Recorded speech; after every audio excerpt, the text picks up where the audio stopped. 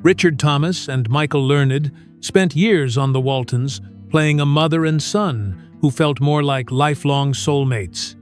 Their scenes carried an ease, a warmth, a spark that fans could never quite explain. For decades, viewers have wondered if that connection ever crossed into real life. It never did. Not once. Yet what Richard has finally revealed about why has left fans stunned. It was not because the chemistry was lacking. It was not because the thought never crossed their minds. It was because of one unshakable truth. A truth that kept them from ever becoming more than friends, yet bound them together in a way neither could walk away from. And now, after half a century of friendship, we finally know what it was. When Richard Thomas first stepped onto the set of the Waltons in the early 1970s, he was just in his early 20s, already known for his stage work and a few notable film roles. Michael Learned was in her early 30s, a classically trained actress whose casting as Olivia Walton came as a surprise to many, including herself. The two met during rehearsals for the pilot movie The Homecoming, A Christmas Story, and something clicked almost immediately. It was not just professional compatibility. It was the kind of instant understanding that seasoned actors sometimes take years to develop.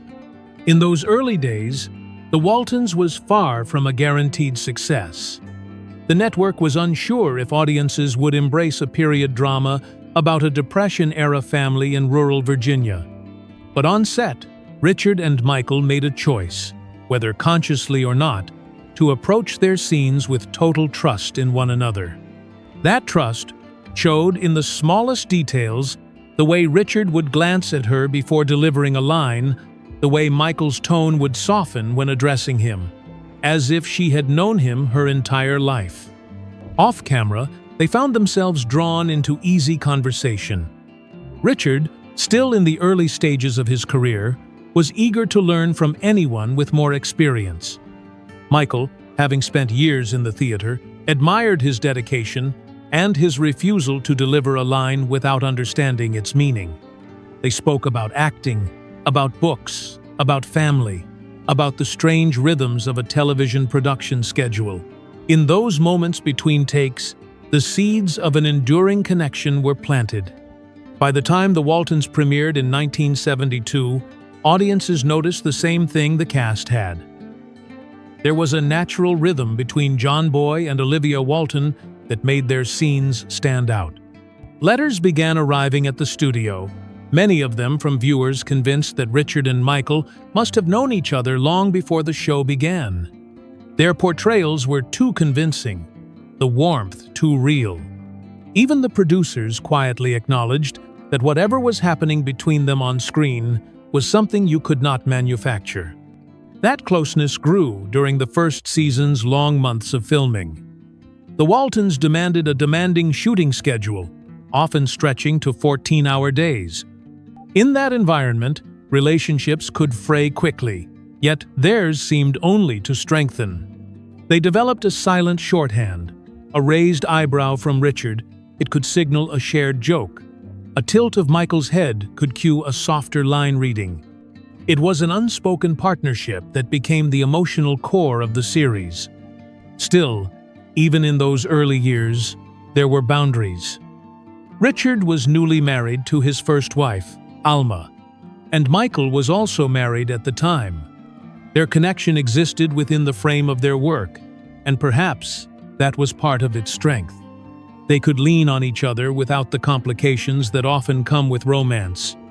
Yet, as Richard would later admit, there was an undeniable awareness, a quiet recognition that, in another life, things might have been different. Even so, in those first seasons, they built something rare in Hollywood, a genuine friendship that deepened with every scene. It would carry them through the highs and lows of the show's long run, and it would also be the foundation for the choice they would both make later. The choice not to turn that closeness into something more. Only, the reasons for that choice were far more complex than anyone outside the set could have imagined. As the Waltons grew into a cultural phenomenon in the mid-1970s, Richard Thomas and Michael Learned found themselves under a spotlight they had never experienced before. The show was winning awards, drawing millions of viewers each week, and turning its cast into household names. Along with that attention came something harder to control: the assumptions people made about their lives off-screen. From the beginning, the fan mail told its own story. Viewers were convinced the bond they saw between John Boy and Olivia had to be more than acting. Some letters were playful, urging them to just admit they were in love. Others were more intrusive, speculating about their marriages and personal choices. Both Richard and Michael dismissed these letters publicly, but privately, they understood why people believed it. The chemistry was undeniable, and it was the kind of connection that even some of their fellow actors quietly envied. Behind the scenes, there were practical reasons for keeping a careful distance. Richard was committed to his marriage to Alma, and Michael was navigating her own complicated relationship at home. In Hollywood, rumors can ruin a marriage faster than any truth could. And both knew that crossing certain lines, even just emotionally, could be enough to create gossip that would never die. They made an unspoken agreement to keep their friendship within the safe boundaries of professionalism, even as that friendship became one of the most important relationships in their lives. The industry itself added another layer of pressure. The producers of the Waltons depended on the integrity of the family dynamic. If any hint of a romantic relationship between Richard and Michael leaked, it could shift the way viewers saw the show. In an era where audience perception could make or break a series, protecting that on-screen illusion was paramount. Michael, especially, felt a responsibility to the role of Olivia Walton, a character many saw as the ideal mother figure. She worried that anything that suggested impropriety might taint that image. Yet the boundaries they kept did not mean their closeness faded. If anything, it made it stronger. The long hours on set meant they were often each other's first point of contact when the day began, and the last voice they heard before heading home. They confided in each other about the stresses of filming, the exhaustion of constant public appearances, and the toll that fame could take on personal relationships. There were moments, quiet and unremarkable to anyone else, that hinted at the depth of their bond, that a hand on the shoulder during a tough scene, a shared laugh that broke the tension after a grueling day. By the third season, the rumors had become so constant that both had learned to tune them out. But that did not mean the question went away. Interviews often skirted close to the subject, with journalists asking about their special connection. Richard would smile and give a diplomatic answer. Michael would laugh it off, sometimes teasing him in a way that made the audience wonder if there was more to the story. And still, year after year, the line held. They never gave the public what it wanted. Not a confession, not a photograph, not a single slip that could confirm the speculation. What they had was private, and they intended to keep it that way. But privately, the reality was more complicated. Timing, loyalty, and circumstance were part of the equation, yet they were not the whole story. There was something deeper, a personal truth Richard would one day acknowledge that made their decision to never get together not just a matter of choice, but of necessity. For years, Richard Thomas avoided giving a direct answer to the question that seemed to follow him everywhere. Why, with so much chemistry between them, had he and Michael Learned never taken their friendship further? He would smile, deflect, and steer the conversation back to the Waltons. Michael, too, kept her answers light, saying they were like family, and leaving it at that.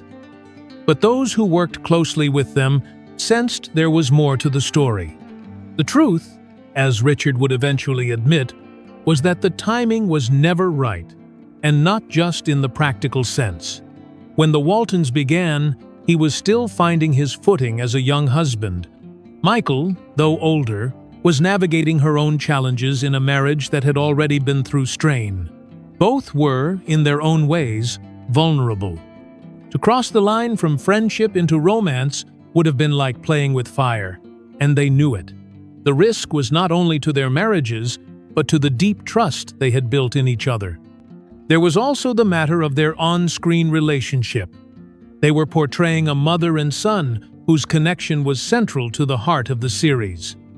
Audiences believed in that bond because it felt pure, untainted by anything outside the story. Richard understood that if the public even suspected a romance, it could distort everything viewers loved about the Waltons.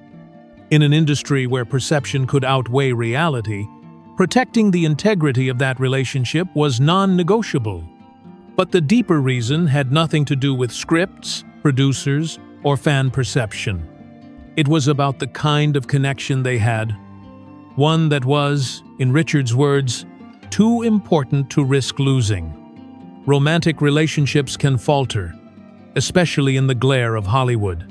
Breakups can turn even the warmest friendships into strained silences. Richard and Michael valued each other too much to take that gamble. They chose to preserve what they had, even if it meant living with the knowledge that it could have been more. Michael later reflected that, in many ways, their bond was stronger for never becoming romantic. There was no jealousy, no heartbreak, no lingering resentment. Instead, there was a steady loyalty that endured through marriages, divorces, career changes, and decades of life's unpredictability. They could be honest with each other in a way that might not have been possible if they had crossed that line. Of course, that decision did not erase the undercurrent of what if that ran between them. There were moments quiet, fleeting when they both felt it. A lingering glance during a scene that went deeper than the script required. A private laugh that left them wondering what might happen if they let the walls drop. But just as quickly as those moments arrived, they would pass, replaced by the comfort of knowing they had chosen a safer path. By the time Richard left the Waltons in 1977, that choice had been tested more than once. Saying goodbye to the daily closeness of working together was harder than either admitted publicly. Yet even then, they parted without regrets. The friendship had survived the pressure cooker of television fame, and they both knew it was worth more than any fleeting romance could have offered. Still, for the fans, and perhaps even for them, the question would never fully disappear. And as the years passed, it would take on a kind of quiet poignancy. Because while they had avoided the pitfalls of romance, they had also walked away from the possibility of something unforgettable. In 1977, after 5 seasons, Richard Thomas made the decision to leave the Waltons. It was not an easy choice. John Boy Walton had become an iconic character, and his chemistry with Michael Learned was one of the show's emotional anchors. But Richard was restless. He wanted to explore other roles, other challenges, before being typecast for the rest of his career. When word spread on set that he was leaving, Michael was among the first to hear it directly from him. She understood the decision. Every actor fears being trapped in one role forever, but the news still landed like a blow. For years, they had been side by side nearly every day, weathering long shoots, press events, and the unique pressures of playing central figures in a hit series. Losing that daily connection was more than just saying goodbye to a co-star. It was losing a part of her routine, her comfort, her safe place. The days leading up to his final scenes were filled with a quiet tension. Cast and crew members sensed the shift, and many of them struggled to imagine the show without Richard. Michael, in particular, felt the weight of it. For all their professionalism, there was no denying the personal bond they shared. It had never been romantic, but it was deeply emotional. Watching him prepare to leave was, in a way, like watching a chapter of her own life close. On his last day, they filmed scenes as they always had, with ease, with trust, with that unspoken connection that made their performances so believable. But underneath, Both knew it was the end of something singular. When the cameras stopped rolling for the final time, they embraced. It was a long, unhurried moment that spoke volumes without a single word exchanged. They both understood that from here on, their friendship would live in a different rhythm, no longer woven into the fabric of their daily lives, but carried forward in a new form. After Richard's departure, Michael found herself adjusting to a new reality on set. Without him there, something felt different. The scripts still called for emotional moments, but the natural shorthand they had developed was gone. Richard, meanwhile, was discovering how difficult it could be to leave behind a role and a co-star who had defined such a formative period of his life. Yet, in a strange way, his leaving solidified the decision they had made years earlier not to pursue anything romantic. Distance tested their connection, and it survived. They stayed in touch, checking in on each other's careers, offering advice during personal challenges, and occasionally reuniting for events related to the Waltons. Each time they met again, the ease between them returned instantly, as if no time had passed. For the fans, however, his absence on the Waltons only deepened the mystery. Without weekly appearances to remind audiences of their bond, the speculation shifted into something more wistful. People began to frame their relationship in terms of lost opportunities, the what might have been story that Hollywood never wrote. Interviews years later would still circle back to the same question: why hadn't they ever been together? By then, the answer was layered with decades of shared history. They had lived through marriages and divorces, career highs and lows, and personal reinventions. Through it all, the foundation they built in those early Waltons years had never crumbled. And in a business where relationships often burn fast and fade, that in itself was rare. But even after all those years apart, there would come a moment, a reunion that made them both reflect on what their friendship truly meant, and what it might have been if they had ever taken a different path. Years after Richard Thomas walked away from the Waltons, fate found ways to bring him and Michael Learned back into each other's orbit. Sometimes it was for a television special, sometimes for an anniversary event, sometimes just for a quiet lunch, when they happened to be in the same city. Each time, the same thing happened. The conversation picked up exactly where it had left off. The laughter came easily, and the shared history was instantly alive again. One of the most memorable reunions came during a televised Waltons anniversary gathering. The cast sat in a semicircle, reminiscing about their years on the mountain, swapping behind-the-scenes stories, and sharing what the series had meant to them. When the discussion turned to on-screen relationships, the interviewer couldn't resist steering it toward Richard and Michael's bond. The question was direct. Did you two ever think about being more than friends? For a moment, the room was quiet. Michael smiled, her eyes flicking toward Richard as if handing him the floor. Richard chuckled softly, then leaned forward. What he said was measured, but it carried the weight of years.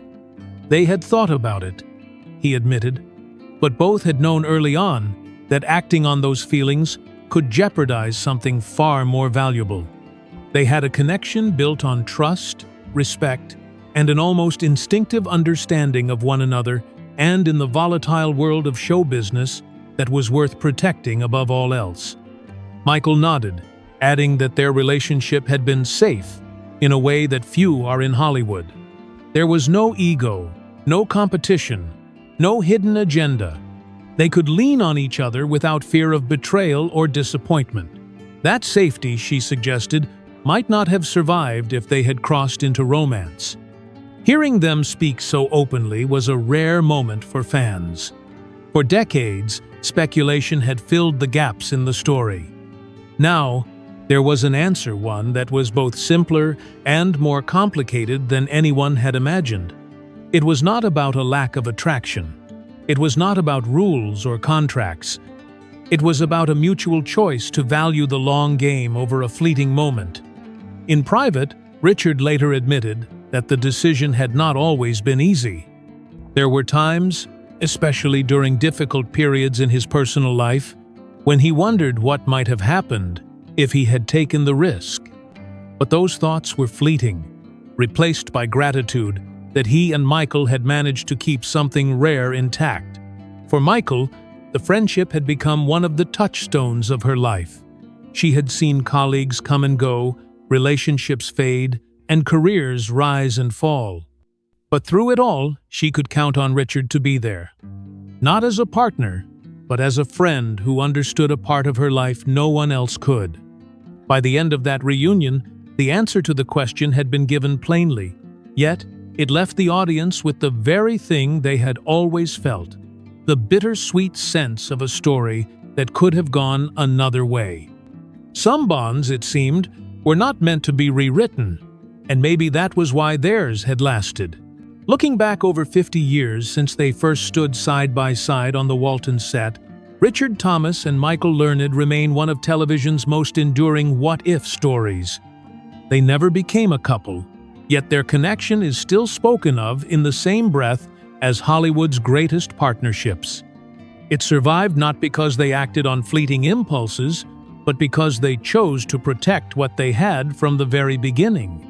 In a business where relationships often burn brightly and then collapse under the weight of fame, theirs became something different. A steady, unshakable presence in each other's lives.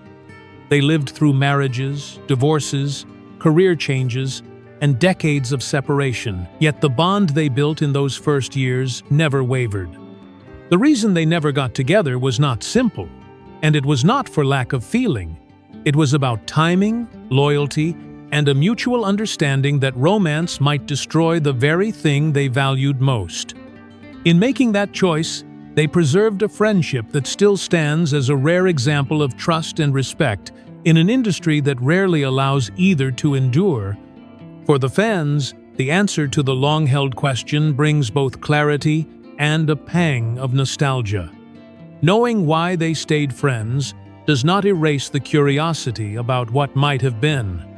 If anything, it sharpens it, because some connections seem almost too perfect to leave unexplored.